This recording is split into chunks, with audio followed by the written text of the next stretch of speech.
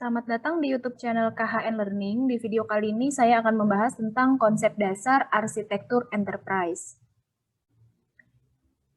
Yang pertama, dari segi definisinya dulu, arsitektur. Arsitektur apa sih? Arsitektur adalah konsep dasar sebuah sistem dalam lingkungannya yang terletak pada elemen-elemennya, hubungannya, serta prinsip dari rancangannya.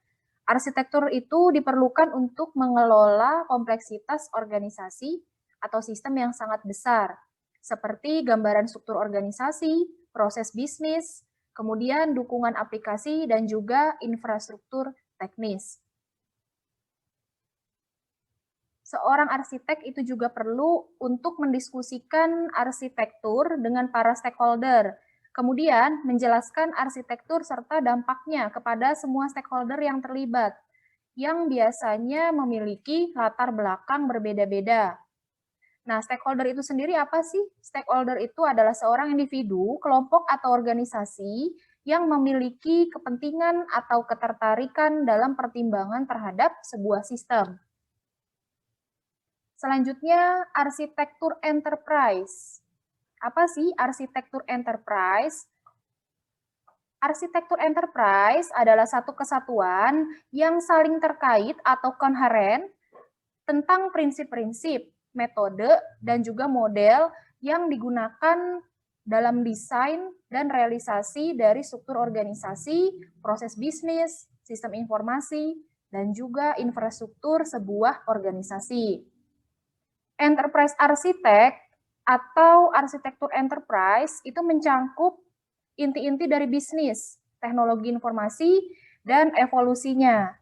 Tanpa adanya arsitektur yang bagus, akan sulit untuk mencapai kesuksesan sebuah bisnis. Di sini kita bisa lihat gambar dari komunikasi tentang arsitektur atau communicating about arsitektur. Arsitektur ini berupa, di sini ada model, view, kemudian presentation, dan juga analisis. Yang nantinya ini semua ini mampu menjembatani atau gap antara arsitek dan stakeholder. Terdapat 4 kerangka dari arsitektur enterprise. Yang pertama, arsitektur proses bisnis itu mengatasi masalah dari para pengguna sistem dan menggambarkan arus informasi bisnis antara manusia dan proses bisnis. Kemudian yang kedua adalah arsitektur data. Arsitektur data itu mendefinisikan dan mengidentifikasi data utama atau entitas yang mendukung fungsi bisnis. Arsitektur data terdiri dari entitas data, di mana setiap data memiliki atribut dan relasi terhadap data yang lain. Kemudian yang ketiga adalah arsitektur aplikasi. Arsitektur aplikasi mempunyai tujuan untuk mendefinisikan aplikasi utama yang dibutuhkan, dan juga untuk mengelola data dan mendukung fungsi bisnis dari enterprise. Yang keempat adalah arsitektur infrastruktur IT. Arsitektur infrastruktur IT ini ruang lingkupnya dari arsitektur teknologi adalah untuk mendefinisikan teknologi utama yang dibutuhkan untuk menyediakan dukungan lingkungan bagi aplikasi. Berikut juga dengan data yang akan dikelolanya. Selanjutnya adalah faktor pendukung arsitektur enterprise, yaitu faktor internalnya. Yang pertama adalah penyesuaian bisnis teknologi informasi dianggap sebagai instrumen penting untuk mewujudkan efektivitas organisasi. Ini adalah gambar strategic alignment model. Saya akan jelaskan untuk gambarnya. Jadi konsep modelnya itu didasarkan pada 2 blok. Yang pertama adalah strategic fit, kemudian yang kedua adalah functional integration. Strategic fit ini maksudnya adalah kesesuaian strategis. Strategic fit mengakui bahwa IT strategi itu diartikan dalam domain eksternal dan domain internal. Domain eksternal itu adalah bagaimana perusahaan itu diposisikan di IT marketplace.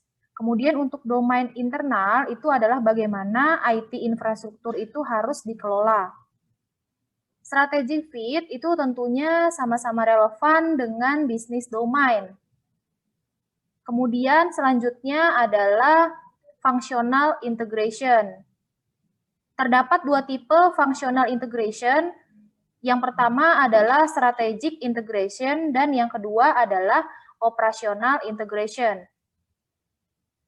Untuk strategic integration itu adalah hubungan antara bisnis strategi dengan IT strategi yang mencerminkan komponen eksternal yang penting bagi perusahaan karena IT muncul sebagai source of strategic advantage atau sumber keunggulan dari strategi. Kemudian yang kedua adalah operational integration. Operational integration itu mencakup domain internal dan berkaitan dengan hubungan antara organisasional infrastruktur and process dan juga IT infrastruktur and process. Kemudian faktor pendukung yang kedua adalah enterprise arsitektur diposisikan dalam konteks pengelolaan enterprise. Saya akan jelaskan di sini ada sebuah gambar.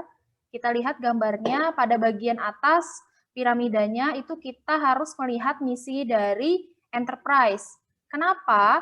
Karena visi dan misi itu menyatakan gambaran masa depan dan merupakan nilai-nilai yang dipegang oleh enterprise atau perusahaan.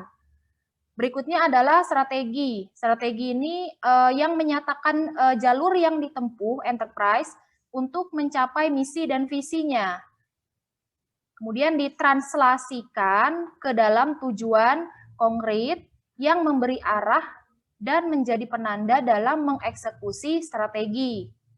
Apa sih tujuannya ditranslasi? Itu tujuannya adalah menjadi perubahan konkret hingga ke operasi sehari-hari perusahaan, yaitu tugas enterprise arsitektur dalam menyediakan sudut pandang holistik dari operasi saat ini dan saat yang akan datang. Dan juga aksi yang harus dilakukan untuk mencapai tujuan dari perusahaan. Kemudian berikutnya di sini ada enterprise arsitektur dan juga kultur.